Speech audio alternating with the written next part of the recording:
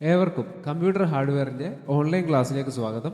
ഇന്ന് നമ്മളിവിടെ ഡിസ്കസ് ചെയ്യാൻ പോകുന്ന ടോപ്പിക്ക് ബയോസിൻ്റെ ഒരു പ്രധാനപ്പെട്ട ഫംഗ്ഷനായ പവർ ഓൺ സെൽഫ് ടെസ്റ്റ് അഥവാ പോസ്റ്റ് എന്ന് പറയുന്ന പ്രോസസ്സിനെ പറ്റിയാണ്. അപ്പോൾ ആദ്യമായിട്ട് പോസ്റ്റ് എന്ന് പറയുന്നത് എന്താണെന്ന് നമുക്ക് നോക്കാം.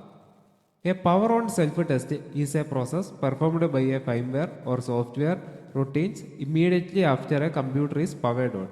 നമ്മുടെ കമ്പ്യൂട്ടർ ഓൺ ചെയ്ത് കഴിയുമ്പോൾ ഓട്ടോമാറ്റിക്കായിട്ട് ടെസ്റ്റ് ചെയ്യുന്ന ചില റൊട്ടീൻസ് എന്ന് പറഞ്ഞാൽ ദിനചര്യകൾ, അതാണ് അതിൻ്റെ മലയാളത്തിലുള്ള മീനിങ്. അപ്പോൾ കമ്പ്യൂട്ടറിൻ്റെ ഭാഷയിൽ പറയുവാണെങ്കിൽ കുറച്ച് അൽഗോരിതങ്ങൾ, അതായത് നമ്മുടെ സിസ്റ്റം ഓണായിട്ട് വരുമ്പോൾ ഉള്ള ആ ഒരു വളരെ കുറഞ്ഞ മൈക്രോ സെക്കൻഡിനുള്ളിൽ സംഭവിക്കുന്ന കുറച്ച് അൽഗോരിതങ്ങളുണ്ട്. ആ അൽഗോരിതങ്ങൾ ഉപയോഗിച്ച് സിസ്റ്റത്തിൻ്റെ പെരിഫറൽസിനെയും എല്ലാം ടെസ്റ്റ് ചെയ്ത് വെരിഫൈ ചെയ്യുന്ന ആ പ്രോസസ്സിന് പറയുന്ന പേരാണ് പോസ്റ്റ് എന്ന് പറയുന്നത്. അത് ആരാണ് പെർഫോം ചെയ്യുന്നത്? That process is performed by firmware or software. നമുക്ക് ഫൈംവെയർ എന്ന് തന്നെ പറഞ്ഞാൽ മതി, കാരണം നമ്മുടെ ഐസിക്കകത്ത് ബേൺ ചെയ്ത ആ സോഫ്റ്റ്വെയറിനാണ് നമ്മൾ ഫൈംവെയർ എന്ന് പറയുന്നത്. അപ്പം ഇതെങ്ങനെയാണ് സ്റ്റാർട്ട് ചെയ്യുന്നത്? It automatically start when the system is powered on. നമ്മുടെ കമ്പ്യൂട്ടർ ഓൺ ചെയ്യുമ്പോൾ തന്നെ ആ ഇൻസ്റ്റൻറ്റിൽ തന്നെ എന്ത് ചെയ്യും? ഈ പറയുന്ന ചെക്കപ്പ് എല്ലാം കഴിയും. ഏറ്റവും നല്ലൊരു എക്സാമ്പിൾ ഞാൻ കാണിച്ചു തരാം.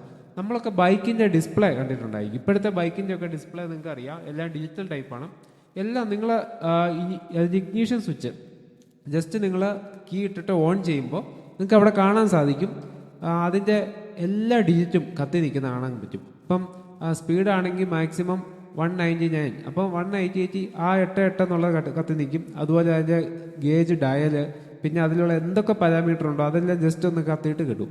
അല്ലെങ്കിൽ നമ്മുടെ മീറ്റർ ആണെങ്കിൽ ഒന്ന് മാക്സിമം റേഞ്ചിൽ പോയിട്ട് വീണ്ടും മിനിമം ആവും. അതുപോലെ നമ്മുടെ ത്രാസ്, ഈ ത്രാസിനകത്ത് നിങ്ങൾ 888 എന്ന് എഴുതിയേക്കുന്ന 7 സെഗ്മെന്റ് ഡിസ്പ്ലേ നിങ്ങൾ കണ്ടിട്ടുണ്ടായിരിക്കും. അപ്പോൾ ആ ഡിസ്പ്ലേയും എന്ത് ചെയ്യും? ഫുള്ളൊന്ന് കത്തിയിട്ട് കിട്ടും. അപ്പോൾ എന്തിനാണ് ഇങ്ങനെ കത്തിയിട്ട് കിടുന്നത്? എപ്പോഴെങ്കിലും ചിന്തിച്ചിട്ടുണ്ടോ? അല്ലെങ്കിൽ ഇങ്ങനെ 888 എന്ന് വന്നിട്ട് വീണ്ടും റീസെറ്റ് ആവുന്നത് എന്തുകൊണ്ടാണ്? അത് ഒറ്റ ഉത്തരവേ ഉള്ളൂ, അത് ഒരു സെൽഫ് ടെസ്റ്റ് നടത്തുന്നുണ്ട്. അതിലെല്ലാ സെഗ്മെൻറ്റും ഡിസ്പ്ലേയും കത്തുന്നുണ്ടെന്ന് വെരിഫൈ ചെയ്യാൻ വേണ്ടി ഇനിഷ്യലി എന്ത് ചെയ്യും? അതൊരു ടെസ്റ്റ് സിഗ്നൽ കൊടുക്കും, എന്നിട്ട് അതെല്ലാം ഒന്ന് കത്തിച്ചിട്ട് കെടുത്തും. അപ്പം നമുക്ക് മനസ്സിലാക്കാൻ പറ്റും, നോക്കുന്ന ആൾക്ക് മനസ്സിലാക്കാം അത് ഏതെങ്കിലും റീഡിങ്ങോ അല്ലെങ്കിൽ എന്തെങ്കിലും സെഗ്മെൻറ്റോ പോയിട്ടുണ്ടോ എന്ന് മനസ്സിലാക്കാൻ പറ്റും.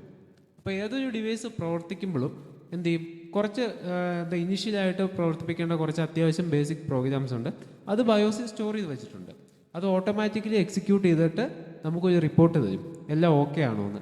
അപ്പോൾ സിസ്റ്റം ഓണായിട്ട് വരുമ്പോൾ ഏതെങ്കിലും ഒരു ഡിവൈസ് മാൽ ഫങ്ഷൻ ആണെങ്കിൽ, ഇൻ കേസ് സിസ്റ്റം മിസ്ബിഹേവ് ചെയ്യും, നമ്മൾ ഓൺ ചെയ്യുമ്പോൾ റോങ് ആയിട്ടുള്ള റിസൾട്ടായിരിക്കും നമുക്ക് കിട്ടുന്നത്. അപ്പോൾ അത് ഒഴിവാക്കാൻ വേണ്ടി ഒരു സിസ്റ്റം വർക്ക് ചെയ്യുമ്പോൾ എന്ത് ചെയ്യും? എല്ലാ കമ്പോണൻസും ടെസ്റ്റ് ചെയ്ത് റിപ്പോർട്ട് തരും. ആ റിപ്പോർട്ട് തരുന്ന ഒരു ഡയഗ്നോസ്റ്റിക്സ് റിപ്പോർട്ടാണ്. ആ റിപ്പോർട്ടാണ് നമ്മുടെ പോസ്റ്റ് എന്ന് പറയുന്നത്.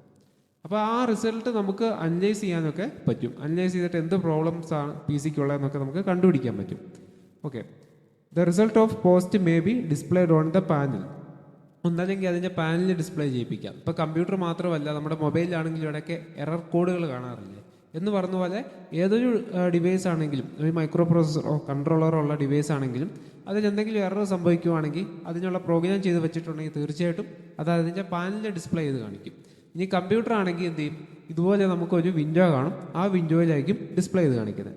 അപ്പോൾ അങ്ങനെ ഡിസ്പ്ലേ ചെയ്ത് കാണിക്കുന്നുണ്ടുള്ള ഗുണം എന്ന് വെച്ചാൽ അത് നമുക്ക് ആ പറയുന്ന എറർ സ്റ്റോർ ചെയ്ത് വെക്കാനും, പിന്നെ അതുപോലെ തന്നെ നമുക്കൊരു റിപ്പോർട്ടായിട്ട് എടുക്കാനും, എന്തുകൊണ്ടാണ് അങ്ങനെ ഒരു എറർ സംഭവിച്ചത്, ഇനി ഭാവിയിൽ ആ എറർ സംഭവിക്കാതിരിക്കണമെങ്കിൽ എന്തൊക്കെ ചെയ്യാൻ പറ്റും എന്നുള്ള കാര്യങ്ങളൊക്കെ അറിയാൻ പറ്റും. അപ്പോൾ അതാണ് പോസ്റ്റ് കൊണ്ടുള്ള ഏറ്റവും വലിയ അഡ്വാൻറ്റേജ് എന്ന് പറയുന്നത്. അപ്പം ചുരുക്കി പറഞ്ഞ ഇത്രയേ ഉള്ളൂ, നമ്മുടെ കമ്പ്യൂട്ടറിൽ വരുന്ന എറേഴ്സിനെ നമുക്ക് ഇൻഡിക്കേറ്റ് ചെയ്ത് തരുന്നത് ആരാണ്? ഈ പറയുന്ന പോസ്റ്റാണ്. ഇപ്പോൾ സിസ്റ്റം ഓൺ ചെയ്യുമ്പോൾ കംപ്ലീറ്റ് ഡയഗ്നോസ്റ്റിക്, ഒരു ചെക്കപ്പ്, നമ്മൾ ഈ ഡോക്ടർമാർ റൗണ്ട്സിന് ഇറങ്ങുക എന്ന് പറയുന്ന പോലെ തന്നെ സിസ്റ്റത്തിൻ്റെ എല്ലാ കമ്പോണൻസും ഒന്ന് ചെക്ക് ചെയ്ത് വെരിഫൈ ചെയ്യുക. അതാണ് ശരിക്കും പോസ്റ്റ് ചെയ്യുന്നത്. ഇനി നമുക്ക് പോസ്റ്റ് എന്ന് പറയുന്ന ആ പ്രോസസ്സ് കണ്ടക്ട് ചെയ്യണമെങ്കിൽ മിനിമം കുറച്ച് ഹാർഡ്വെയറുകൾ വേണം. ആ ഹാർഡ്വെയറിന് പറയുന്ന പേരാണ് IPL hardware, initial program load hardware. അതാണ് അതിൻ്റെ ഫുൾ ഫോം. നമ്മുടെ ക്രിക്കറ്റ് കളിയിൽ IPL അല്ല, ഇത് ഇനിഷ്യൽ പ്രോഗ്രാം ലോഡ്, നമുക്ക് വേണ്ട ബേസിക് ആയിട്ടുള്ള റിക്വയർമെൻറ്റ്, അതിനാണ് നമ്മൾ IPL എന്ന് പറയുന്നത്. ഒരു ഇനിഷ്യലായിട്ടുള്ള ഒരു പ്രോഗ്രാം നമുക്ക് ലോഡ് ചെയ്യാൻ വേണ്ട മിനിമം ഹാർഡ്വെയർ. അപ്പോൾ ആ മിനിമം ഹാർഡ്വെയർ അതൊക്കെയാണെന്ന് നോക്കാം. ഒന്നാമത്തെയാണ് നമ്മുടെ SMBS, പവർ സപ്ലൈ തീർച്ചയായിട്ടും വേണം. രണ്ടാമത്തെ പ്രോസസ്സർ, പിന്നെ മൂന്നാമത്തെ RAM, പിന്നെ ഒരു ഡിസ്പ്ലേ യൂണിറ്റും. ഇപ്പോൾ ഇത്രയും കാര്യങ്ങളുണ്ടെങ്കിൽ നമുക്ക് അത്യാവശ്യം സിസ്റ്റത്തിൽ എറേഴ്സ് ഉണ്ടെങ്കിൽ അത് ഇൻഡിക്കേറ്റ് ചെയ്യാൻ പറ്റും. ഹാർഡ് ഡിസ്ക് ഇല്ലെങ്കിലും CD ഡ്രൈവ് ഇല്ലെങ്കിലും പെൻ ഡ്രൈവ് കണക്ട് ചെയ്തിട്ടില്ലെങ്കിലും ഒക്കെ സിസ്റ്റം ബൂട്ടാവും, പ്രശ്നമില്ല. പക്ഷേ എന്താ ഈ പറയുന്ന റാമോ അല്ലെങ്കിൽ ഈ പറയുന്ന SMPSO പ്രോസസ്സറോ പോയി കഴിഞ്ഞാൽ നമുക്കൊന്നും തന്നെ കാണാൻ പറ്റത്തില്ല. അപ്പോൾ ഈ പോസ്റ്റ് ഒരു തവണ സക്സസ് ആയിട്ടുണ്ടെങ്കിൽ, അതായത് ഈ POST completely successfully, then the bootstrap loader code is invoked to load the operating system. നമ്മുടെ പോസ്റ്റ് ഒരു തവണ സക്സസ് ആയിട്ടുണ്ടെങ്കിൽ എന്ത് ചെയ്യും? നമ്മുടെ ഓപ്പറേറ്റിംഗ് സിസ്റ്റം ലോഡ് ചെയ്യും. ഇത്ര ഞാൻ കോംപ്ലിക്കേറ്റഡ് ആയിട്ടൊന്നും പറയുന്നില്ല, വളരെ സിമ്പിളായിട്ട് പറയാം. നമ്മൾ സിസ്റ്റം ഓൺ ആക്കുമ്പോൾ ഒരു ബീപ്പ് കേൾക്കാമല്ലോ. ആ ബീപ്പ് കേൾക്കുന്നത് എന്തുകൊണ്ടാണെന്നറിയാമോ? നമ്മുടെ സിസ്റ്റത്തിലെ എല്ലാ ഡിവൈസുകളും പോസ്റ്റ് എന്ന് പറയുന്ന അൽഗോരിതം എന്ത് ചെയ്തു? സ്കാൻ ചെയ്തെല്ലാം വെരിഫൈ ചെയ്തു. അതിനുശേഷം കേൾക്കുന്നതാണ് ആ ഒരു ബീപ്പ് എന്ന് പറയുന്നത്. അപ്പോൾ ആ ഒരു ബീപ്പ് കേട്ടിട്ടുണ്ടെങ്കിൽ അതിൻ്റെ മീനിങ് എന്താ? എല്ലാ ടെസ്റ്റിങ്ങും കഴിഞ്ഞു, സിസ്റ്റത്തിന് കുഴപ്പമില്ല, ഓപ്പറേറ്റിംഗ് സിസ്റ്റം ലോഡ് ചെയ്യാനുള്ള പെർമിഷൻ ബയോസ് കൊടുത്തു. അപ്പോൾ അങ്ങനെയാണ് ആ ഓപ്പറേറ്റിംഗ് സിസ്റ്റം നമ്മുടെ റാമിലേക്ക് ലോഡ് ചെയ്യുന്നതും അതുപോലെ നമുക്ക് ആ ഡിസ്പ്ലേ ചെയ്ത് കാണിക്കുന്നതും. ഓക്കെ, അപ്പോൾ ഈ പോസ്റ്റിൻ്റെ ഒരു സീക്വൻസ് ആയിട്ട് നമ്മൾ എടുത്തു കഴിഞ്ഞാൽ അതെങ്ങനെയാണെന്ന് നോക്കാം. ആദ്യം തന്നെ നമ്മൾ കമ്പ്യൂട്ടറിൽ പവർ ഓൺ ചെയ്യുമ്പോൾ തന്നെ ബയോസ് പ്രോഗ്രാം എക്സിക്യൂട്ട് ചെയ്തിട്ട് അതിൽ പോസ്റ്റ് എന്ന് പറയുന്ന ഫംഗ്ഷൻ ആയിരിക്കും പിന്നെ കംപ്ലീറ്റ് ചെക്കപ്പ് നടത്തുന്നത്. ഒരു ഡോക്ടറിനെ പോലെ കംപ്ലീറ്റ് റൗണ്ട്സ് ചെയ്ത് ചെക്കപ്പ് നടക്കുന്നത് പോലെ കംപ്ലീറ്റ് എല്ലാ ഉപകരണങ്ങളും ഒന്ന് ചെക്ക് ചെയ്ത് നോക്കും. അപ്പോൾ അങ്ങനെ ചെക്ക് ചെയ്യുന്നതിൻ്റെ ഉദ്ദേശം നമ്മൾ പറഞ്ഞു, സിസ്റ്റത്തിൽ എറർ ഒന്നും സംഭവിക്കാതിരിക്കാൻ വേണ്ടിയാണ് അങ്ങനെ ഒരു ചെക്കപ്പ് നടത്തുന്നത്. അപ്പോൾ എന്തെങ്കിലും ഒരു എററുള്ള ഡിവൈസുമായിട്ട് നമ്മൾ മുന്നോട്ട് പോയി കഴിഞ്ഞാൽ നമുക്ക് കിട്ടുന്ന റിസൾട്ടും എന്തായിരിക്കും? ഫോൾട്ടായിരിക്കും. അപ്പോൾ ആദ്യം തന്നെ എന്ത് ചെയ്യും? CPU-വും അതിൻ്റെ അകത്തെ രജിസ്റ്റേഴ്സും കാര്യങ്ങളെല്ലാം ചെക്ക് ചെയ്യും. ഓക്കെ, അതാണ് ഫസ്റ്റ്. ഓക്കെ, ഈ കാണുന്നതാണ് ഫസ്റ്റ് സ്റ്റെപ്പ്. രണ്ടാമത്തെയാണ് ബയോസ് കോഡ്. നമ്മുടെ ബയോസിൻ്റെ ഇൻറ്റഗ്രിറ്റിയും അതിനകത്ത് റോമിൻ്റെ സെറ്റിങ്സും, അതായത് അതിൽ നമ്മൾ കോഡ് ചെയ്ത് വെച്ചേക്കുന്ന കാര്യങ്ങളെല്ലാം ഒന്ന് സേവ് ചെയ്ത് ഒന്നുകൂടെ ഒന്ന് വെരിഫൈ ചെയ്യും. അപ്പം എല്ലാം കറക്റ്റ് ആണോ എന്ന് വെരിഫൈ ചെയ്ത് കഴിഞ്ഞാൽ പിന്നെ അടുത്ത ചിപ്സെറ്റുകൾ, നമ്മുടെ മെമ്മറി കൺട്രോളർ, ഇൻട്രപ്റ്റ് കൺട്രോളർ. അപ്പോൾ നമ്മുടെ സിസ്റ്റത്തിനകത്ത് വളരെയധികം IC ചിപ്പുകളുണ്ട്. അപ്പോൾ ആ IC ചിപ്പിലേക്കെല്ലാം എന്ത് ചെയ്യും? ഇതുപോലെ ടെസ്റ്റ് സിഗ്നൽ അയച്ചു കൊടുത്തതിന് ശേഷം കിട്ടുന്ന കോഡും ആയിട്ട് മാച്ചിങ് ആണോ എന്നൊക്കെ നോക്കും. അപ്പോൾ അങ്ങനെ ചെക്കിംഗ് ഒക്കെ കഴിഞ്ഞ് കഴിഞ്ഞാൽ അടുത്തത് നമ്മൾ എന്ത് ചെയ്യും? നമ്മുടെ മെയിൻ മെമ്മറി റാം എന്ന് പറയുന്നത് ചെക്ക് ചെയ്യും. റാമും ഓക്കെ ആണെങ്കിൽ ബയോസ് ഒന്നുകൂടി എന്ത് ചെയ്യും? ഓപ്പറേറ്റിംഗ് സിസ്റ്റം കിടക്കുന്ന എവിടെയാണോ അതിൻ്റെ ഫയൽ ലൊക്കേഷൻ കാര്യങ്ങളെല്ലാം നോക്കും. എന്നിട്ട് ബൂട്ട് സ്ട്രാപ്പ് ലോഡർ, അതായത് നമ്മുടെ OS-നെ ലോഡ് ചെയ്യാൻ സഹായിക്കുന്ന അൽഗോരിതം എക്സിക്യൂട്ട് ചെയ്യും. അവസാനം നമ്മുടെ സിസ്റ്റം ബൂട്ട് ചെയ്യും. അപ്പോൾ ഇത്രയും പ്രോസസ്സാണ് ആ ഒരു സെക്കൻഡിനുള്ളിൽ കഴിയുന്നത്. നമ്മൾ സിസ്റ്റം ഓണാക്കി കഴിഞ്ഞ ഒരു സെക്കൻഡിന് ശേഷം കേൾക്കുന്ന ബീപ്പിൽ ഇത്രയും പ്രോസസ്സുകൾ നടക്കുന്നുണ്ട്. പ്രൊസസ്സർ ചെക്ക് ചെയ്യുന്നു, ബയോസ് ചെക്ക് ചെയ്യുന്നു, ചിപ്സെറ്റ് ചെക്ക് ചെയ്യുന്നു, മെമ്മറി, പിന്നെ അവസാനം നമ്മുടെ OS ലോഡ് ചെയ്യാൻ വേണ്ടി ഹാർഡ് ഡിസ്കിലേക്ക് പ്രോഗ്രാം പാസ് ചെയ്യുന്നു. അപ്പോൾ ഇത്രയും കഴിയുമ്പോഴേക്കും എന്ത് ചെയ്യുന്നു? സിസ്റ്റം ഓണായിട്ട് നമ്മുടെ OS, വിൻഡോസ് ആണെങ്കിൽ വിൻഡോസ് ലോഡ് ചെയ്ത് വരുന്നു. ഇനിയും ഈ പോസ്റ്റ് പ്രോസസ്സ് നടക്കുമ്പോൾ എന്തെങ്കിലും എറർ ഉണ്ടെങ്കിൽ ആ എററിനെ തിരിച്ചറിയാൻ വേണ്ടി 3 മാർഗ്ഗങ്ങളാണ് സാധാരണഗതിയിൽ ഉപയോഗിക്കാറുള്ളത്. അപ്പോൾ നമുക്ക് ഈ എറർ ഉണ്ടെന്ന് പറഞ്ഞാൽ നമുക്ക് അത് കാണിച്ചു തരണ്ടേ? അപ്പോൾ അതിന് 3 മെത്തേഡുകളുണ്ട്. ഒന്ന് സ്പീക്കർ ടോൺ. ഇപ്പോൾ ഈ കൊടുത്തേക്കുന്ന സ്പീക്കറിന് സിമ്പിൾ, അതായത് നമുക്കറിയാം നമ്മുടെ സിസ്റ്റത്തിൽ എന്തെങ്കിലും പ്രോബ്ലം ഉണ്ടെങ്കിൽ ഒരു ബീപ്പ് സൗണ്ട് ഇങ്ങനെ കേൾക്കും. അപ്പോൾ അതിന് പ്രത്യേക മീനിങ് ഒക്കെ ഉണ്ട്. ഓരോ ബീപ്പ് അതിൻ്റെ എങ്ങനെയാണെന്നുള്ളതൊക്കെ കാണിച്ചു തരാം.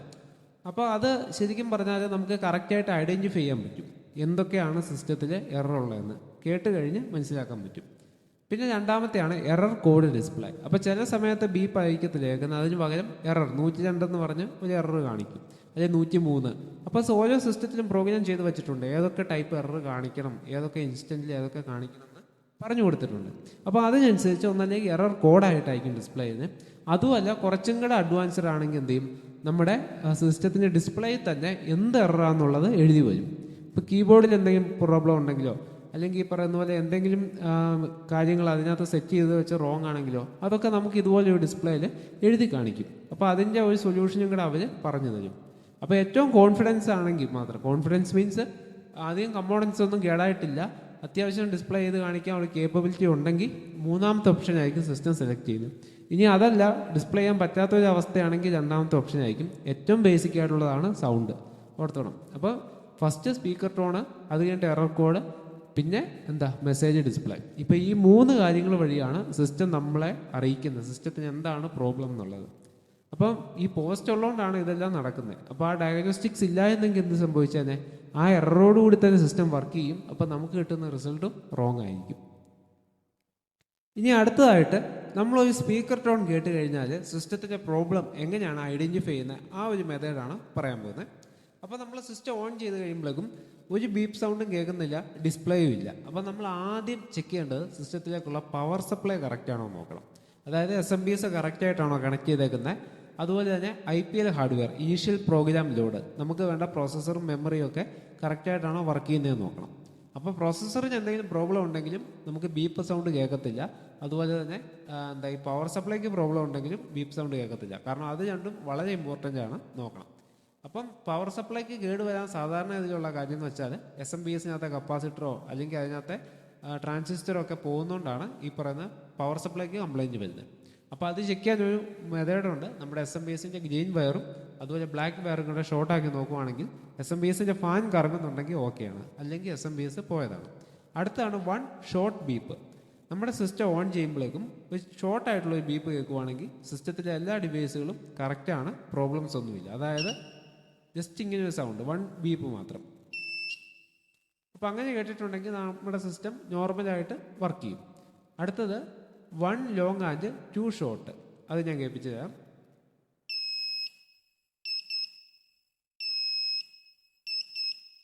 ഇങ്ങനെ കേൾക്കുവാണെങ്കിൽ ബയോസ് ഇനീഷ്യലൈസേഷൻ എറർ, നമ്മുടെ ബയോസിൻ്റെ സെറ്റിങ്സോ അല്ലെങ്കിൽ എന്തെങ്കിലും റോങ് ആയിട്ട് കിടക്കുവാണെങ്കിൽ ആ ഒരു സൗണ്ട് കേൾക്കും. അടുത്തതാണ് കണ്ടിന്യൂസ് ആയിട്ടുള്ള ബീപ്പ്. അതായത് ഇങ്ങനെ കേൾക്കുവാണെങ്കിൽ സിസ്റ്റത്തിൻ്റെ SMPSൽ ഓവർ വോൾട്ടേജ് ഉണ്ട്, അല്ലെങ്കിൽ എന്തെങ്കിലും വോൾട്ടേജിൽ ഫോൾട്ട് ഉണ്ട്. അപ്പോൾ നമ്മൾ SMPS റീപ്ലേസ് ചെയ്യണം. അടുത്തത് one long and one short beep.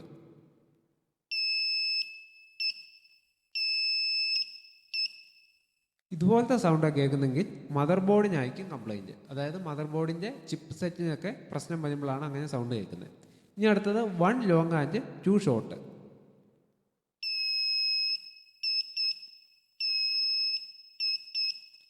നമ്മുടെ ബയോസ് ഇനിഷ്യലൈസേഷൻ എറർ പോലെ തന്നെ ഡിസ്പ്ലേ കാർഡിന് എന്തെങ്കിലും പ്രോബ്ലംസ് ഉണ്ടെങ്കിൽ, അതായത് നമ്മുടെ ഡിസ്പ്ലേ അഡാപ്റ്ററോ അതിനൊക്കെ എന്തെങ്കിലും ഫോൾട്ട് ഉണ്ടെങ്കിൽ ഇങ്ങനത്തെ സൗണ്ടായിരിക്കും കേൾക്കുന്നത്. അടുത്തത് ടു ലോങ് ബീപ്പ്.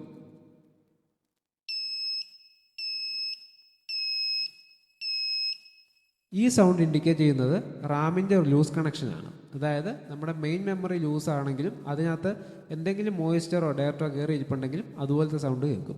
അപ്പോൾ ഇങ്ങനത്തെ സ്പീക്കർ ടോണുകൾ കേട്ട് കഴിഞ്ഞാൽ നമുക്ക് ആ സ്പീക്കർ ടോണിൻ്റെ ഡ്യൂറേഷൻ നോക്കിയിട്ട് ഏത് ഫോൾട്ടാണെന്ന് നമുക്ക് ഐഡൻറ്റിഫൈ ചെയ്യാൻ പറ്റും. അടുത്തതായിട്ട് എറർ കോഡുകൾ. അതായത് നമ്മൾ കമ്പ്യൂട്ടർ ഓണായിട്ട് വരുമ്പോൾ എന്തെങ്കിലും കോഡുകൾ, ഉദാഹരണം പറയാൻ 101 301 വല്ല കോഡുകൾ കാണിക്കുവാണെങ്കിൽ അതിൻ്റെ മീനിങ് അതിൻ്റെ റിലേറ്റഡ് ആയിട്ടുള്ള ഒരു ഫോൾട്ട് അതിൽ സംഭവിച്ചിട്ടുണ്ട്. അതായത് അതിൻ്റെ ഒരു കാറ്റലോഗ് ആ മദർ ബോർഡിൻ്റെ ഒരു ഡാറ്റ ഷീറ്റ് എടുത്ത് നോക്കിക്കഴിഞ്ഞാൽ അറിയാം അതിൻ്റെ ബയോസ് യൂസ് ചെയ്തേക്കുന്ന എററും അതിൽ വരാൻ ചാൻസ് ഉള്ള എററിൻ്റെ കംപ്ലീറ്റ് കോഡുകളും എല്ലാം കറക്റ്റായിട്ട് മാർക്ക് ചെയ്തിട്ടുണ്ട്. അങ്ങനെ നോക്കി നമുക്ക് എന്ത് ചെയ്യാൻ പറ്റും, ഐഡൻറ്റിഫൈ ചെയ്യാൻ പറ്റും. ഇപ്പോൾ ഉദാഹരണം പറഞ്ഞാൽ 101 എന്ന് പറഞ്ഞാൽ ടൈമർ ലോജിക് എറർ, 301 എന്ന് പറഞ്ഞാൽ കീബോർഡ് ചിപ്സെറ്റ് എറർ, 601 എന്ന് പറഞ്ഞാൽ ഫ്ലോപ്പി ഡിസ്ക് ഡ്രൈവ് എറർ, 700 എന്ന് പറഞ്ഞാൽ കോ പ്രോസസ്സർ എറർ. അപ്പോൾ ഇങ്ങനെ എറർ നമുക്ക് കാണുവാണെങ്കിൽ ആ എററിനെ സൂചിപ്പിക്കുന്ന നമ്പർ ആയിരിക്കും അവിടെ എഴുതി കാണിക്കുക. അപ്പോൾ അതിന് ഏറ്റവും നല്ല എക്സാമ്പിൾ പറയാം. 100 തൊട്ട് 199 വരെ സിസ്റ്റം ബോർഡുകൾ സംബന്ധമായ എററുകൾ, അതായത് സിസ്റ്റത്തിൻ്റെ ബോർഡിലെ ചിപ്പുകളുടെ എററിലാണ് നമ്മൾ 100 തൊട്ട് 199 വരെ റെപ്രസെൻറ്റ് ചെയ്യുന്നത്. അപ്പോൾ 101 എന്ന് പറഞ്ഞാൽ ടൈമർ ലോജിക് എറർ. അപ്പോൾ അതിൽ വരുന്നതല്ലേ. അപ്പോൾ ടൈമർ ലോജിക്കിൻ്റെ IC 8254 എന്ന് പറഞ്ഞ IC ഡാമേജ് ആണ്. പിന്നെ അതുപോലെ തന്നെ 200 തൊട്ട് 299 വരെ മെമ്മറിയുടെ എററുകൾ, അതായത് മെമ്മറിയുടെ പാരിറ്റി ബിറ്റ് എറർ അല്ലെങ്കിൽ മെമ്മറിയുടെ റീഫ്രഷ് ലോജിക് എറർ. അപ്പോൾ അങ്ങനത്തെ ഒക്കെ എറർ 200 തൊട്ട് 299 വരെയുള്ള ഡിസ്പ്ലേയിലേക്ക് കാണിക്കും. അപ്പോൾ ഇതിൽ ഏതെങ്കിലും നമുക്ക് പെട്ടെന്ന് ഐഡൻറ്റിഫൈ ചെയ്യാൻ ഒരു മാർഗമുണ്ട്. ഈ പറയുന്ന എവിടം തൊട്ട് എവിടം വരെ ഏത് ഡിവൈസിനാണെന്നുള്ളതെന്ന് അറിഞ്ഞിരുന്നാൽ മതി. പിന്നെ നമുക്ക് നോക്കാൻ എളുപ്പമാണ്. പിന്നെ 300 തൊട്ട് 399 വരെ കീബോർഡ് സംബന്ധമായിട്ടുള്ള എറർ, കീബോർഡിൻ്റെ ICയോ അല്ലെങ്കിൽ കീബോർഡിൻ്റെ ആ ലോജിക് സർക്യൂട്ടിലെ ക്ലോക്കോ, അപ്പോൾ അങ്ങനെയുള്ള സംഗതികളൊക്കെ വരുവാണെങ്കിൽ 300 തൊട്ട് 399 വരെയുള്ള നമ്പറായിരിക്കും ഡിസ്പ്ലേ ചെയ്യിപ്പിക്കുക. പിന്നെ 400 499 500 599 ഒക്കെ ഡിസ്പ്ലേ കാർഡ് അല്ലെങ്കിൽ കമ്പ്യൂട്ടറിൻ്റെ ഡിസ്പ്ലേ റിലേറ്റ് ചെയ്തിട്ടുള്ള. പിന്നെ 600 തൊട്ട് 699 വരെയുള്ള നമ്പറുകൾ ഫ്ലോപ്പി ഡിസ്ക്. ഇപ്പോൾ ഇതൊന്നും നിലവിലില്ല, എങ്കിലും ജസ്റ്റ് ഒന്ന് അറിഞ്ഞിരിക്കാൻ വേണ്ടി പറയുക കേട്ടോ. അപ്പോൾ ഈ ഫ്ലോപ്പി ഡിസ്കും അതുപോലെ മോണോക്രോം ഡിസ്പ്ലേ എന്നൊക്കെ പറഞ്ഞാൽ പണ്ടത്തെ, അതായത് 90 കാലഘട്ടത്തിലെ ആ ഒരു എറർ കോഡായിരുന്നു. ഇപ്പോൾ ഇങ്ങനെ എറർ കോഡൊന്നും കാണിക്കത്തില്ല, കാരണം സിസ്റ്റം നമുക്ക് ഡയറക്റ്റായിട്ട് തന്നെ ഡിസ്പ്ലേ ചെയ്ത് കാണിക്കും. അപ്പോൾ ഈ ഇങ്ങനെ ഡിസ്പ്ലേ ചെയ്ത് കാണിക്കണമെങ്കിൽ നമുക്ക് ഒരു മോണിറ്റർ വേണം, അല്ലെങ്കിൽ നമുക്ക് ഇതുപോലെ കണക്ട് ചെയ്യാവുന്ന PCI സ്ലോട്ടിൽ കണക്ട് ചെയ്യാവുന്ന ഒരു ആഡ് ഓൺ കാർഡ് കിട്ടും. നമ്മുടെ വോൾട്ട് ചെക്ക് ചെയ്യാനുള്ള ഒരു കാർഡാണ്. അത് കണക്ട് ചെയ്തിട്ട് സിസ്റ്റം ഓൺ ആക്കുവാണെങ്കിൽ ഈ പറയുന്ന നമ്പറുകളൊക്കെ ഇവിടെ എഴുതി വരും. അപ്പോൾ നമുക്ക് ആ നമ്പർ നോക്കിയിട്ട് ഏത് ഫോൾട്ടാണെന്ന് നമുക്ക് പെട്ടെന്ന് ഐഡൻറ്റിഫൈ ചെയ്യാൻ പറ്റും. ഇനി നമ്മുടെ സിസ്റ്റം കുറച്ചുകൂടെ എന്താ പറയുന്നത് അഡ്വാൻസ്ഡ് ആണെങ്കിൽ, അതായത് ഈ പറയുന്ന എറർ കോഡിനെക്കാട്ടിലും കുറച്ചും കൂടെ അഡ്വാൻസ്ഡ് ആയിട്ടുള്ള കാര്യങ്ങൾ നമുക്ക് നൽകാനുള്ള കേപ്പബിലിറ്റി ഉണ്ടെങ്കിൽ, അപ്പോൾ അത്യാവശ്യം കാര്യങ്ങളൊക്കെ വർക്കിംഗ് ആണ്. അപ്പോൾ അങ്ങനെ ഒരു കേസിൽ നമ്മുടെ സിസ്റ്റത്തിൽ മീനിങ് ഫുൾ ആയിട്ടുള്ള മെസ്സേജ് ആയിട്ട് ഡിസ്പ്ലേ ചെയ്യും. അപ്പോൾ നമുക്ക് കുറച്ചും കൂടെ യൂസറിന് മനസ്സിലാക്കാൻ പറ്റും. പ്രത്യേകിച്ച് ടെക്നീഷ്യൻ അല്ലെങ്കിൽ പോലും എന്താ കാര്യം എന്ന് അറിയാൻ പറ്റും. ഏറ്റവും നമ്മൾ കോമൺ ആയിട്ട് കാണുന്ന ഇന്നും കാണപ്പെടുന്ന ഒരു എററാണ് നോ ബൂട്ടബിൾ ഡിവൈസ് ഫൗണ്ട്. നമ്മുടെ ഓപ്പറേറ്റിംഗ് സിസ്റ്റം മിസ്സിങ് ആവുമോ, അല്ലെങ്കിൽ അത് വൈറസ് കയറി അത് ബൂട്ട് ചെയ്യേണ്ട ഭാഗം പോവുമോ, അല്ലെങ്കിൽ നമ്മൾ എന്തെങ്കിലും സെറ്റിങ്സ് സിസ്റ്റത്തിൽ ചെയ്ത് എന്തെങ്കിലും പണി പറ്റുകയൊക്കെ ചെയ്യുമ്പോഴാണ് ഇങ്ങനെ നമുക്ക് ഡിസ്പ്ലേ ചെയ്ത് കാണിക്കുന്നത്. അപ്പം ഇതും നമുക്കൊരു എറർ ഇൻഡിക്കേഷനാണ്. എന്താ, നമ്മുടെ ഓപ്പറേറ്റിംഗ് സിസ്റ്റം പ്രോപ്പറായിട്ട് ലോഡ് ചെയ്യാനുള്ള കേപ്പബിലിറ്റി ഇല്ല. അപ്പോൾ ഇങ്ങനെ നമുക്ക് എന്ത് ചെയ്യാൻ പറ്റും, ഡിസ്പ്ലേ ചെയ്ത് കാണിക്കാൻ പറ്റും. അപ്പോൾ ഇത്രയും കാര്യങ്ങളാണ് പോസ്റ്റ് എറർ ഇൻഡിക്കേഷൻസ് എന്ന് പറയുന്നത്. ഇനി അടുത്തതായിട്ട് നമ്മൾ ഈ പോസ്റ്റ് എന്ന് പറയുന്ന പ്രോസസ്സ് അതൊരു ഫ്ലോ ചാർട്ടായിട്ട് റെപ്രസെൻറ്റ് ചെയ്താൽ എങ്ങനെ ഇരിക്കും നോക്കാം. നമുക്ക് ആദ്യം തൊട്ട് നോക്കാം. കമ്പ്യൂട്ടർ ആദ്യം പവർ ഓൺ ചെയ്യുന്നു. പവർ ഓൺ ചെയ്യുമ്പോൾ ആദ്യം ചെക്ക് ചെയ്യുന്നത് എന്താ, പ്രൊസസ്സറിൽ എന്തൊക്കെ ചെക്ക് ചെയ്യുന്നുണ്ട്, പ്രൊസസ്സറിൻ്റെ രജിസ്റ്റേഴ്സ്, അതിനകത്തെ ALU CU, പിന്നെ അതുപോലെ തന്നെ മാത്ത് കോ പ്രോസസ്സർ ഉണ്ടെങ്കിൽ അത്. അപ്പോൾ പ്രൊസസ്സർ സംബന്ധമായിട്ടുള്ള എല്ലാ കാര്യങ്ങളും ആദ്യം തന്നെ ചെക്ക് ചെയ്യുന്നു. അതുപോലെ പ്രൊസസ്സറിൻ്റെ കോൺഫിഗറേഷൻ, അതിൻ്റെ ക്ലോക്ക് ഫ്രീക്വൻസി എന്ന് വേണ്ട പ്രൊസസ്സറിൻ്റെ എല്ലാ സ്പെസിഫിക്കേഷൻസും കറക്റ്റായിട്ടാണോ റൺ ചെയ്യുന്നത്, അതിൻ്റെ ടെമ്പറേച്ചർ എത്രയാണ്, അങ്ങനെയുള്ള കാര്യങ്ങൾ ആദ്യം തന്നെ ടെസ്റ്റ് ചെയ്യുന്നു. അപ്പോൾ അത് ടെസ്റ്റ് ചെയ്തിട്ട് എന്തെങ്കിലും ഫോൾട്ട് ഉണ്ടെങ്കിൽ എന്ത് ചെയ്യും, ഇപ്പം നോ എന്ന് പറയുകയാണെങ്കിൽ അതിൻ്റെ മീനിങ് എന്താ, അതിലെന്തോ ഫോൾട്ട് ഉണ്ട്. അപ്പോൾ ഫോൾട്ട് ഉള്ളപ്പോൾ വീണ്ടും എന്ത് ചെയ്യാം, ഹാൾട്ട് ആൻഡ് റീചെക്ക്. ഹാൾട്ട് എന്ന് പറഞ്ഞാൽ അവിടെ വെച്ച പ്രോസസ്സ് നിർത്തുക, എന്നിട്ട് വീണ്ടും പ്രോസസ്സർ ചെക്ക് ചെയ്യുക. അപ്പോൾ ആ ഒരു ലൂപ്പിംഗ് അവിടെ നടക്കും. അപ്പോൾ അതുകൊണ്ടാണ് ചിലപ്പോൾ ഒക്കെ നമുക്ക് ഈ റീബൂട്ട് ആയി വരുന്നത്. ഇനി പ്രോസസ്സറിന് പ്രശ്നമില്ല, ഉടനെ എന്ത് ചെയ്യണം, ബയോസ് റോം ചെക്ക്. നമ്മുടെ സിസ്റ്റത്തിനകത്തെ ബയോസിൻ്റെ സെറ്റിങ്സ്, അതുപോലെ ബയോസിനകത്തെ മെമ്മറി കോഡുകൾ, ഇതെല്ലാം ചെക്ക് ചെയ്യുന്നു. അപ്പോഴും പ്രശ്നങ്ങൾ കാണുന്നില്ലെങ്കിൽ അങ്ങോട്ട് പോവുക, ടൈമർ ടെസ്റ്റ്, സിസ്റ്റത്തിനകത്തെ ക്ലോക്ക് ജനറേറ്റർ, അതുപോലെ തന്നെ ടൈമിങ് സിങ്ക്രണൈസേഷൻ, അങ്ങനെയുള്ള ചിപ്പുകളെല്ലാം ടെസ്റ്റ് ചെയ്യുക. അതിനുശേഷം DMA ടെസ്റ്റ്. DMA എന്ന് പറഞ്ഞാൽ ഡൈനാമിക് മെമ്മറി അലോക്കേഷൻ, അതായത് സിസ്റ്റത്തിനകത്ത് മെമ്മറി സംബന്ധമായിട്ടുള്ള കൺട്രോൾ ലോജിക് സർക്യൂട്ടുകളെല്ലാം ചെക്ക് ചെയ്യുക. കാരണം നമുക്ക് മെമ്മറി കറക്റ്റായിട്ട് അലോക്കേറ്റ് ചെയ്തെങ്കിൽ മാത്രമേ സിസ്റ്റം പ്രോപ്പറായിട്ട് റൺ ചെയ്യിക്കാൻ പറ്റത്തുള്ളൂ. അപ്പോൾ ആ ടെസ്റ്റും പാസ്സായിട്ടുണ്ടെങ്കിൽ വീണ്ടും റാം ടെസ്റ്റ് എന്ന് പറയുന്ന പ്രോസസ്സിലേക്ക് പോവാം. നമ്മുടെ മെയിൻ മെമ്മറി, സിസ്റ്റത്തിൻ്റെ മെമ്മറി മൊഡ്യൂള്, അതിലെന്തെങ്കിലും പാരിറ്റി ബിറ്റ് എററോ അല്ലെങ്കിൽ റീഫ്രഷിങ് എററോ ഒക്കെ ഉണ്ടോ നോക്കുക. അപ്പോൾ അതിലും പ്രശ്നം കാണുന്നില്ലെങ്കിൽ നമ്മുടെ ഡിസ്പ്ലേ ചിപ്സെറ്റ്, ഗ്രാഫിക്സ് കാർഡ് അല്ലെങ്കിൽ ഡിസ്പ്ലേ കാർഡ്, അതുപോലെ സൗണ്ട് കാർഡ്, അങ്ങനെയുള്ള കാര്യങ്ങളെല്ലാം നമ്മൾ ടെസ്റ്റ് ചെയ്യുക. അപ്പോഴും പ്രോബ്ലം ഉണ്ടെങ്കിൽ വീണ്ടും റീചെക്ക് ചെയ്യുക, ഇല്ലയെന്നുണ്ടെങ്കിൽ സ്കിപ്പ് ചെയ്ത് അടുത്ത സ്റ്റെപ്പിലേക്ക് പോവുക. അപ്പോൾ ഞാൻ ഈ 3 ഇട്ടേക്കുന്ന കണക്ടറാണ്, അതായത് ഒരു പേജിൽ നമുക്ക് തികയാതെ വരുമ്പോൾ അടുത്ത പേജിലേക്ക് പ്രോസസ്സ് ഉണ്ടെന്ന് കാണിക്കുന്നത്. അപ്പോൾ ഈ സീക്വൻസ് എന്ന് പറഞ്ഞാൽ നമ്മൾ ഇങ്ങനെ തുടങ്ങി ഇതുവഴി പോയി, കണ്ടോ ആ ഫ്ലോ ഉണ്ടോ, 2 3 3ൻ്റെ അടുത്തത് എന്താ ഇവിടെ അടുത്ത പേജ്, അടുത്ത ലിങ്കിൽ കണ്ടോ 4. അപ്പോൾ ഇതാണ് കണക്ടർ. അപ്പോൾ ഈ കണക്ടർ വെച്ചാണ് നമ്മൾ അടുത്തതിലേക്ക് വലിക്കുന്നത്. അപ്പോൾ നിങ്ങൾ വലിക്കുമ്പോൾ ഒരു പേജ് തീർന്നിട്ടുണ്ടെങ്കിൽ അവിടെ ഒരു ടെർമിനേഷൻ ഇട്ടിട്ട് കണക്ടർ വലിക്കണം. ഓക്കെ, അപ്പോൾ നമ്മൾ ഡിസ്പ്ലേയും ചെക്ക് ചെയ്തു. അടുത്ത ചിപ്സെറ്റ് ടെസ്റ്റ്, നമ്മുടെ നോർത്ത് ബ്രിഡ്ജ്, സൗത്ത് ബ്രിഡ്ജ്, അതുപോലെ ബാക്കിയുള്ള IC ചിപ്പുകൾ, പ്രധാനപ്പെട്ട ചിപ്പുകളെല്ലാം നമ്മൾ ടെസ്റ്റ് ചെയ്തു. അപ്പോൾ അതും പാസ്സായിട്ടുണ്ടെങ്കിൽ വീണ്ടും നമ്മുടെ സിസ്റ്റത്തിൻ്റെ മെമ്മറി ഒന്നുകൂടെ ചെക്ക് ചെയ്യാം. അപ്പം നമ്മുടെ റാമിൽ അന്നേരം ഇല്ലാത്ത എന്തെങ്കിലും എററുണ്ടോ, അല്ലെങ്കിൽ ഏതെങ്കിലും ഫോൾട്ടായിട്ടുള്ള പോർഷൻസ് ഒക്കെ ഉണ്ടോ എന്ന് നമുക്ക് അറിയാൻ പറ്റും. അപ്പോൾ ആ ടെസ്റ്റും പാസ്സായിട്ടുണ്ടെങ്കിൽ എന്ത് ചെയ്യുക, റോം ടെസ്റ്റ്. റോം എന്ന് പറഞ്ഞാൽ ബയോസിൻ്റെ അകത്തെ ഇൻറ്റേർണലായിട്ടുള്ള സെറ്റിങ്സ്, അതെല്ലാം കൂടെ ഒന്നുകൂടെ ടെസ്റ്റ് ചെയ്യാം. എന്നിട്ട് വീണ്ടും നമ്മൾ എങ്ങോട്ട് പോവുക, പെരിഫറൽ ടെസ്റ്റിലേക്ക് പോവുക. ഇപ്പോൾ പെരിഫറൽ ടെസ്റ്റ് എന്ന് പറഞ്ഞാൽ എന്താ, നമ്മുടെ കീബോർഡ്, മൗസ്, ഇൻപുട്ട് ഔട്ട്പുട്ട് കണക്ടറുകൾ, അതെല്ലാം നമ്മൾ എന്ത് ചെയ്യും, ഒന്ന് സ്കാൻ ചെയ്ത് നോക്കും. അതും ഓക്കെ ആണെങ്കിൽ എന്ത് ചെയ്യുക, ബൂട്ട് സ്ട്രാപ്പ് ലോഡ് ചെയ്യുക, ഓപ്പറേറ്റിംഗ് സിസ്റ്റത്തിനെ റൺ ചെയ്യിപ്പിക്കുക. അപ്പോൾ ഒന്ന് ആലോചിച്ച് നോക്കിയാൽ നമ്മുടെ സിസ്റ്റം ജസ്റ്റ് പവർ ഓൺ ചെയ്ത് ആ ഒരു ബീപ്പ് കേൾക്കുന്നതിനിടയ്ക്ക് ഇത്രയും പ്രോസസ്സ് അവിടെ നടക്കുന്നുണ്ട്. വളരെ സിമ്പിളായിട്ട് പറഞ്ഞാൽ processor, BIOS, chipset, Ram, operating system, ഇത്രയും കാര്യങ്ങളാണ് നമ്മൾ എന്ത് ചെയ്യുന്നത്, ഫസ്റ്റ് നമ്മളെല്ലാം ടെസ്റ്റ് ചെയ്തിട്ട് ഓപ്പറേറ്റിംഗ് സിസ്റ്റത്തെ ലോഡ് ചെയ്യാൻ സഹായിക്കുന്നത്. അപ്പോൾ ഇത്രയും ഹാർഡ്വെയറും ഓക്കെ ആണെങ്കിൽ മാത്രമേ എന്ത് ചെയ്യത്തുള്ളൂ, ഓപ്പറേറ്റിംഗ് സിസ്റ്റം ലോഡ് ചെയ്യാനുള്ള പെർമിഷൻ ആര് കൊടുക്കത്തുള്ളൂ, പോസ്റ്റ് കൊടുക്കത്തുള്ളൂ. അപ്പോൾ ഇതിനകത്ത് ഏറ്റവും പ്രധാനപ്പെട്ട ഒരു കാര്യം എന്ന് പറഞ്ഞാൽ ബൂട്ട് സ്ട്രാപ്പ് ലോഡർ എന്ന് പറയുന്ന ഒരു സംഗതിയുണ്ട്. Bootstrap loader is a program that resides in a computer EEPROM or another non volatile memory. അതായത് കമ്പ്യൂട്ടറിൻ്റെ റോം ചിപ്പിലോ അല്ലെങ്കിൽ EEPROM ചിപ്പിലോ സൂക്ഷിച്ചു വെച്ചിരിക്കുന്ന ഒരു ചെറിയ പ്രോഗ്രാമാണ് എന്ത് ബൂട്ട് സ്ട്രാപ്പ് ലോഡർ എന്ന് പറയുന്നത്. It is automatically executed by the processor when turning on. നമ്മുടെ കമ്പ്യൂട്ടർ സിസ്റ്റം ഓൺ ആയിട്ട് വരുന്ന ആ സെക്കൻഡിൽ ഓട്ടോമാറ്റിക്കായിട്ട് എക്സിക്യൂട്ട് ചെയ്യുന്ന ഒരു പ്രോഗ്രാമാണ് എന്ത് ബൂട്ട് സ്ട്രാപ്പ് ലോഡർ എന്ന് പറയുന്നത്. അപ്പോൾ അതിൻ്റെ പ്രധാനപ്പെട്ട ഫംഗ്ഷൻ എന്താണെന്ന് വെച്ചാൽ the bootstrap loader reads the hard drive. നമ്മുടെ കമ്പ്യൂട്ടറിൻ്റെ ഹാർഡ് ഡ്രൈവ് റീഡ് ചെയ്യുന്നു. അതിനുശേഷം എന്ത് ചെയ്യുന്നു, നമ്മുടെ ഓപ്പറേറ്റിംഗ് സിസ്റ്റം ലോഡ് ചെയ്യാനുള്ള ബൂട്ട് സെക്ടർ, അതായത് നമ്മുടെ ബൂട്ട് ഡിവൈസ് കിടക്കുന്നതിൻ്റെ ആ ഒരു ഓർഡറുണ്ട്, ആ ഓർഡറും അതുപോലെ തന്നെ നമ്മുടെ ബൂട്ട് ചെയ്യാനുള്ള പ്രധാനപ്പെട്ട ഫയലുകൾ, ഇപ്പോൾ ലിനക്സ് ആണെങ്കിലും നമ്മുടെ വിൻഡോസ് ആണെങ്കിലും, അപ്പോൾ അതിൻ്റേതായിട്ടുള്ള ബൂട്ട് ലോഡറൊക്കെ സൂക്ഷിച്ചിരിക്കുന്ന ഒരു ഫയൽ ടേബിളുണ്ട്. അതിലേക്ക് പോയിട്ട് എന്ത് ചെയ്യും, ഓപ്പറേറ്റിംഗ് സിസ്റ്റം നമ്മുടെ ലോഡ് ചെയ്യും.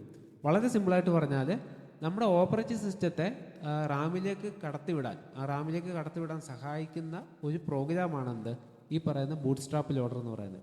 അപ്പോൾ നമ്മൾ ഓൺ ചെയ്ത് വന്നു കഴിഞ്ഞാൽ പ്രൊസസ്സറിന് അറിയത്തില്ല എവിടെയാണ് പ്രോഗ്രാം അല്ലെങ്കിൽ ഹാർഡ് ഡിസ്കിൽ എവിടെയാണ് കിടക്കുന്നത് എന്നുള്ളത്. നമ്മുടെ ഹാർഡ് ഡിസ്ക് എന്ന് പറഞ്ഞാൽ റാൻഡമായിട്ടാണ് ഡാറ്റ സ്റ്റോർ ചെയ്ത് വെച്ചേക്കുന്നത്. അപ്പോൾ ഏതെങ്കിലും ഒരു സെക്ടറിലായിരിക്കും പോയി കിടക്കുന്നത്. നമ്മുടെ ഇപ്പോൾ പറയുന്ന ഓപ്പറേറ്റിംഗ് സിസ്റ്റത്തിൻ്റെ ഫയൽസ് ഏതെങ്കിലും ഒരു മൂലയ്ക്കായിരിക്കും. അപ്പോഴത്തേക്ക് ഇതെന്ത് ചെയ്യും, ഓട്ടോമാറ്റിക്കായിട്ട് എന്ത് ചെയ്യും, ഒരു പ്രോഗ്രാം എക്സിക്യൂട്ട് ചെയ്തിട്ട് അവിടെ നിന്ന് അതിനെ പൊക്കി എടുത്തുകൊണ്ട് പോയി റാമിൽ കൊണ്ടുപോയി വയ്ക്കും. അപ്പോൾ റാമിൽ വെച്ച് കഴിഞ്ഞാൽ ഒരു സീക്വൻസ് കിട്ടിക്കഴിഞ്ഞാൽ ബാക്കി അത് എന്ത് ചെയ്യും, ഓപ്പറേറ്റിംഗ് സിസ്റ്റത്തിൻ്റെ ഫയലുകൾ തന്നെ ഓട്ടോമാറ്റിക്കായിട്ട് ബാക്കിയുള്ള ഫയലുകളെ ലോഡ് ചെയ്തെടുത്തോളും. അപ്പോൾ ഇനിഷ്യലി ഒന്ന് കരകയറ്റി കൊടുക്കുക, നമ്മുടെ ഹാർഡ് ഡിസ്കിൽ നിന്ന് എങ്ങോട്ട് കയറ്റുക, നമ്മുടെ റാമിലേക്ക് കയറ്റുക. ആ പ്രോസസ്സിന് സഹായിക്കുന്ന ഒരു അൽഗോരിതമാണ് ബൂട്ട് സ്ട്രാപ്പ് ലോഡർ എന്ന് പറയുന്നത്. അപ്പോൾ ഈ ബൂട്ട് സ്ട്രാപ്പ് ലോഡർ ലോഡ് ചെയ്ത് കഴിഞ്ഞാൽ എന്ത് സംഭവിക്കും, നമ്മുടെ ഓപ്പറേറ്റിംഗ് സിസ്റ്റത്തെ കണ്ടുപിടിച്ചിട്ട് റാമിലേക്ക് ട്രാൻസ്ഫർ ചെയ്യും. അപ്പോൾ അത്രയും കഴിഞ്ഞാൽ ആ ഒരു സീക്വൻസ് അവിടെ കഴിഞ്ഞു. ഒന്ന് ആലോചിച്ച് വയ്ക്കും, നമ്മൾ ജസ്റ്റ് സ്വിച്ച് ഓൺ ചെയ്യുമ്പോൾ നമ്മൾ OS കയറി നോക്കുമ്പോൾ വളരെ എളുപ്പം, പക്ഷേ അതിൻ്റെ പുറവശത്ത് ഇത്രയും കാര്യങ്ങൾ അവിടെ നടക്കുന്നുണ്ട്. ഇനി അടുത്തതായിട്ട് നമ്മൾ ഡിസ്കസ് ചെയ്യുന്നത് പുതിയൊരു ടെക്നോളജിയെ പറ്റിയാണ്. UEFI എന്ന് പറയും. നമ്മുടെ ബയോസിന് ശേഷം വന്നൊരു ടെക്നോളജിയാണ് യൂണിഫൈഡ് എക്സ്റ്റൻസിബിൾ ഫൈംവെയർ ഇൻ്റർഫേസ്. അപ്പോൾ UEFI എന്ന് പറഞ്ഞാൽ നമ്മുടെ ബയോസിൻ്റെ ഒരു പകരക്കാരൻ, അങ്ങനെ വേണം നമുക്ക് പറയാൻ, അല്ലെങ്കിൽ ബയോസിൻ്റെ ഒരു ന്യൂ ജനറേഷൻ വേർഷൻ. അതാണ് ശരിക്കും UEFI എന്ന് പറയുന്നത്. അപ്പോൾ ഇത് ശരിക്കും പറഞ്ഞാൽ നമ്മുടെ ഓപ്പറേറ്റിംഗ് സിസ്റ്റം ഹാർഡ്വെയറും തമ്മിൽ കണക്ട് ചെയ്യുന്ന ഒരു സോഫ്റ്റ്വെയർ ഇൻ്റർഫേസ്. ഫൈംവെയർ തന്നെയാണ്, പക്ഷേ കുറച്ചുകൂടി മെമ്മറി കപ്പാസിറ്റിയും അതുപോലെ ഗ്രാഫിക്സ് ഒക്കെ ഉള്ള ഒരു അടിപൊളിയായിട്ടുള്ള ഒരു ഇൻ്റർഫേസ്. നിങ്ങൾക്ക് കണ്ടാൽ തന്നെ അറിയാം, നമുക്കൊരു ഗെയിമിംഗ് കൺസോളോ അല്ലെങ്കിൽ ഒരു സ്പോർട്ടി ലുക്കുള്ള ഒരു വിൻഡോയാണ് നമ്മുടെ UEFI എന്ന് പറയുന്നത്. അപ്പോൾ അത് എടുക്കുമ്പോൾ തന്നെ ജസ്റ്റ് പണ്ടത്തെ പോലെ ബയോസിൽ കയറി നമ്മൾ നീല സ്ക്രീനൊന്നും ആയിരിക്കത്തില്ല, നല്ല തീമൊക്കെ ആയിരിക്കും. അപ്പോൾ നമുക്ക് കമ്പ്യൂട്ടറിനെ പറ്റി വലിയ ഗ്രാഹ്യമില്ലാത്ത ആൾക്കാർക്കാണെങ്കിൽ പോലും പെട്ടെന്ന് തന്നെ കാര്യങ്ങൾ ക്ലിക്ക് ചെയ്യാൻ പറ്റും. നമ്മളിപ്പോൾ ഓരോ ഉദാഹരണം പറയുവാണെങ്കിൽ CPU, മെമ്മറി, സ്റ്റോറേജ്, ഫാൻ, അപ്പോൾ സിസ്റ്റത്തിൻ്റെ കംപ്ലീറ്റ് ഡീറ്റെയിൽസും അതിനകത്ത് നമുക്ക് എന്ത് ചെയ്യാൻ പറ്റും, സ്ക്രോൾ ചെയ്ത് എടുക്കാൻ പറ്റും. അതുപോലെ തന്നെ സെറ്റിങ്സ് ഒക്കെ വളരെ യൂസർ ഫ്രണ്ട്ലി ആയിട്ട് തന്നെ നമുക്ക് കൊടുക്കാൻ പറ്റും. അപ്പോൾ സിസ്റ്റത്തിൻ്റെ ഓപ്പറേറ്റിംഗ് സിസ്റ്റം ഹാർഡ്വെയറും തമ്മിൽ കണക്ട് ചെയ്യുന്ന ഒരു സംഗതി തന്നെയാണ് UEFI എന്ന് പറയുന്നത്. പക്ഷേ കുറച്ചും കൂടെ അഡ്വാൻസ്ഡ് ആയിട്ടുള്ള ചില ഫീച്ചേഴ്സൊക്കെ അതിൽ സപ്പോർട്ട് ചെയ്യും. അതായത് ഏറ്റവും വലിയൊരു പ്രത്യേകത എന്ന് വെച്ചാൽ നമ്മുടെ ഓപ്പറേറ്റിംഗ് സിസ്റ്റം ഇൻസ്റ്റാൾ ചെയ്തിട്ടില്ലെങ്കിൽ പോലും നമ്മുടെ കമ്പ്യൂട്ടർ നമുക്ക് റിമോട്ടായിട്ടുള്ള നെറ്റ്വർക്കിൽ കണക്ട് ചെയ്ത് ഡയഗ്നോസ്റ്റ് ചെയ്യാനും പിന്നെ അതുപോലെ നെറ്റ്വർക്കിനൊക്കെ ഉപയോഗിക്കുന്ന ടൂളുകളൊക്കെ ഉപയോഗിച്ച് പെട്ടെന്ന് തന്നെ സിസ്റ്റത്തിൻ്റെ ഫോൾട്ട് കണ്ടെത്തി അത് പരിഹരിക്കാനൊക്കെ പറ്റും. അപ്പം പുതിയ മദർ ബോർഡിലെല്ലാം ഇതുപോലെ UEFI എന്ന് പറയുന്ന ഇൻ്റർഫേസ് ആണ് നമ്മൾ ഉപയോഗിക്കുന്നത്. അപ്പോൾ ഇതിൻ്റെ അടുത്തൊരു പ്രത്യേകത എന്ന് വെച്ചാൽ GUI ബേസ്ഡ് ആണ്, ഗ്രാഫിക്കൽ യൂസർ ഇൻ്റർഫേസ് ആണ്. അതുപോലെ തന്നെ നമ്മുടെ ഇപ്പോൾ മോഡേൺ ആയിട്ടുള്ള വിൻഡോസിൻ്റെ തീമും പഴയ തീമും തമ്മിൽ എന്തുമാത്രം വ്യത്യാസമുണ്ട്. അപ്പോൾ ഇവിടെ എന്ന് പറഞ്ഞാൽ ആ തീമിൽ തന്നെ നമുക്ക് കാണുമ്പോൾ തന്നെ നമുക്ക് കുറേ കൂടി കാര്യങ്ങൾ വ്യക്തമായിട്ട് നമുക്ക് മനസ്സിലാക്കാൻ പറ്റും. ഇപ്പോൾ നമ്മളിപ്പോൾ ഒരു സെറ്റിങ്സ് ചെയ്യണമെന്നുണ്ടെങ്കിൽ സെറ്റിങ്സ് വിസാർഡ് എന്ന് പറയുന്ന ഒരു ടെക്നോളജി ഉണ്ട്. അപ്പോൾ അത് കയറുവാണെങ്കിൽ നമുക്ക് ജസ്റ്റ് ക്ലിക്ക് ചെയ്ത് നെക്സ്റ്റ് അടിച്ച് വിട്ടാൽ മതി. അപ്പം സിസ്റ്റത്തിന് വേണ്ട സെറ്റിങ്സൊക്കെ സാധാരണക്കാരനും അവിടെ ചെയ്യാൻ സാധിക്കും. പിന്നെ അതുപോലെ തന്നെ ഓരോ ഡിവൈസിൻ്റെ ഐക്കൺ കാണിച്ചിട്ടുണ്ട്. അപ്പോൾ ജസ്റ്റ് ആ ഐക്കണിൽ ക്ലിക്ക് ചെയ്യുവാണെങ്കിൽ ആ ഡിവൈസിൻ്റെ സെറ്റിങ്സിലെത്തും. ഇപ്പോൾ പണ്ടൊക്കെയാണ് ഇത് ടെക്സ്റ്റ് ബേസ്ഡ് ആയിട്ടുള്ള ആപ്ലിക്കേഷൻ ആയിരുന്നു. ഇപ്പോൾ ഉദാഹരണം പറഞ്ഞാൽ RJ45 നമ്മുടെ ലാൻ കണക്ടർ, അപ്പോൾ ജസ്റ്റ് നമ്മൾ ആ പറയുന്ന പോർട്ടിൽ ക്ലിക്ക് ചെയ്താൽ അതിൻ്റെ സെറ്റിങ്സ് എല്ലാം വരും. അപ്പോൾ പണ്ടാണെങ്കിൽ നമ്മൾ അഡ്വാൻസിൽ പോകണം, അഡ്വാൻസിൽ നിന്ന് നമ്മുടെ പെരിഫറൽ എടുക്കണം, പെരിഫറലിൽ നിന്ന് ലാൻ എടുക്കണം. അപ്പോൾ അങ്ങനെ ഉള്ള ബുദ്ധിമുട്ടൊന്നും UEFIക്കകത്ത് ഇല്ല. അപ്പോൾ ഒരു നല്ലൊരു ഇൻ്റർഫേസ് നമുക്ക് പ്രൊവൈഡ് ചെയ്യാൻ പറ്റും. ഓക്കെ, അപ്പോൾ അത് ശരിക്കും പറഞ്ഞാൽ നമ്മുടെ ഓപ്പറേറ്റിംഗ് സിസ്റ്റത്തെ ഹാർഡ്വെയറിനും തമ്മിൽ കണക്ട് ചെയ്യുന്നു, നമ്മുടെ ബയോസിന് പകരമായിട്ട് യൂസ് ചെയ്യുന്നു.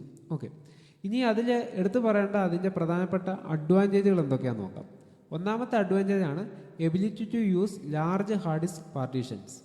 പണ്ടത്തെ ബയോസ് ആണെങ്കിൽ 2.2 ടെറാബൈറ്റ് വരെ മാക്സിമം സപ്പോർട്ട് ചെയ്യത്തുള്ളൂ. അപ്പോൾ അതിന് മുകളിലുള്ള ഹാർഡ് ഡിസ്ക് കൊണ്ടേ വെച്ച് കഴിഞ്ഞാൽ ബയോസ് സപ്പോർട്ട് ചെയ്യത്തില്ല. കാരണം അതിൻ്റെ ആ ലോ ലെവൽ ലാംഗ്വേജ് എഴുതിയുകൊണ്ട് തന്നെ അതിന് മാക്സിമം ഡാറ്റയ്ക്ക് സൈസ്, അതായത് നമ്മുടെ ഡാറ്റ ടൈപ്പിനൊക്കെ സൈസ് ഉണ്ട്. അപ്പോൾ അതിൽ മാക്സിമം നമുക്ക് 2 ടെറാബൈറ്റ് എന്ന് വേണമെങ്കിൽ പറയാം. അതിന് മുകളിലുള്ള ഹാർഡ് ഡിസ്ക് കൊണ്ടുപോയി വെച്ചാൽ എടുക്കത്തില്ല. പക്ഷേ UEFIക്ക് 2 ടെറാബൈറ്റിന് മുകളിൽ ഉള്ള ഹാർഡ് ഡിസ്ക് ആണെങ്കിലും സപ്പോർട്ട് ചെയ്യും. പിന്നെ അടുത്താണ് CPU ഇൻഡിപെൻഡൻറ്റ് ആർക്കിടെക്ചർ. ഇപ്പോൾ ഇൻ്റലിൻ്റെ ആയിക്കോട്ടെ അല്ലെങ്കിൽ AMDയുടെ ആയിക്കോട്ടെ, ഏത് പ്രോസസ്സർ ആണെങ്കിലും ഏത് മദർ ബോർഡ് ആണെങ്കിലും അതിന് നമുക്ക് UEFI ഉപയോഗിക്കുവാണെങ്കിൽ കോമ്പാറ്റബിൾ ആയിട്ട് വർക്ക് ചെയ്യിപ്പിക്കാൻ പറ്റും. പിന്നെ ഇൻഡിപെൻഡൻറ്റ് ഡ്രൈവേഴ്സ്, ഏത് ചിപ്സെറ്റ് ആണെങ്കിലും UEFIക്ക് പ്രശ്നമില്ല. അത് ഓട്ടോമാറ്റിക്കായിട്ട് തന്നെ ഐഡൻറ്റിഫൈ ചെയ്ത് അതിന് വേണ്ട കാര്യങ്ങളൊക്കെ എക്സിക്യൂട്ട് ചെയ്തോളും. പിന്നെ flexible pre OS environment including network capability. അതായത് നമ്മുടെ ഓപ്പറേറ്റിംഗ് സിസ്റ്റത്തിൽ ഓട്ടോമാറ്റിക്കായിട്ട് നെറ്റ്വർക്ക് പ്രോബ്ലംസോ എന്തെങ്കിലുമൊക്കെ ഉണ്ടെങ്കിൽ നമുക്ക് ഡയഗ്നോസ് ചെയ്യാനും, അതുപോലെ തന്നെ നെറ്റ്വർക്ക് കേപ്പബിലിറ്റി ഉള്ളതുകൊണ്ട് തന്നെ നമുക്കൊരു വൈഫൈയോ അല്ലെങ്കിൽ ലാൻ കേബിളോ ജസ്റ്റ് കണക്ട് ചെയ്തിട്ട് റിമോട്ടായിട്ട് നമുക്ക് എന്ത് ചെയ്യാം, സിസ്റ്റത്തെ റിപ്പയർ ചെയ്യാൻ പറ്റും. അത് ഓപ്പറേറ്റിംഗ് സിസ്റ്റം ഇല്ലെങ്കിൽ പോലും, നമ്മൾ ഇൻസ്റ്റാൾ ചെയ്തിട്ടില്ലെങ്കിൽ പോലും അത് സാധ്യമാണ്. പിന്നെ സിസ്റ്റം നമുക്ക് ഷെഡ്യൂൾ ചെയ്യാൻ പറ്റും, automatic power on power of എന്ന് വേണ്ട എല്ലാ കാര്യങ്ങളും നമ്മുടെ കമ്പ്യൂട്ടറിൻ്റെ അഡ്വാൻസ്ഡ് ആയിട്ടുള്ള ഒരു കാര്യങ്ങളെല്ലാം സിമ്പിളായിട്ട് നമുക്ക് UEFI കൊണ്ട് ചെയ്യാൻ പറ്റും. അതുകൊണ്ട് തന്നെയാണ് അതിനെ മോഡുലാർ ഡിസൈൻ നിങ്ങളെ പറയുന്നത്. നമുക്ക് ആ പറയുന്ന സിംപ്ലിസിറ്റിയും അതുപോലെ തന്നെ സാധാരണക്കാർക്ക് വരെ യൂസ് ചെയ്യാവുന്ന വിധത്തിലുള്ള ഡിസൈനാണ് അതിന് ഉള്ളത്. പിന്നെ ബാക്ക്വേഡ് ആൻഡ് ഫോർവേഡ് കോമ്പാറ്റബിലിറ്റി. നമ്മൾ ഈ പറയുന്ന UEFI എന്ന് പറയുന്നത് ഇപ്പോൾ പഴയ ഓപ്പറേറ്റിംഗ് സിസ്റ്റം ആണെങ്കിലും പുതിയ ഓപ്പറേറ്റിംഗ് സിസ്റ്റം ആണെങ്കിലും അതുപോലെ തന്നെ ഏത് എൻവയോൺമെൻറ്റ് ആണെങ്കിലും നമുക്ക് എന്ത് ചെയ്യാം, അവിടെ യൂസ് ചെയ്യുന്നതുകൊണ്ട് പ്രശ്നം വരത്തില്ല. പഴയ ഓപ്പറേറ്റിംഗ് സിസ്റ്റത്തിലും ആണെങ്കിലും ഈ പറയുന്ന പ്രത്യേക രീതിയിൽ നമ്മൾ അത് ബൂട്ട് ചെയ്ത് എടുക്കുവാണെങ്കിൽ സപ്പോർട്ട് ചെയ്യും.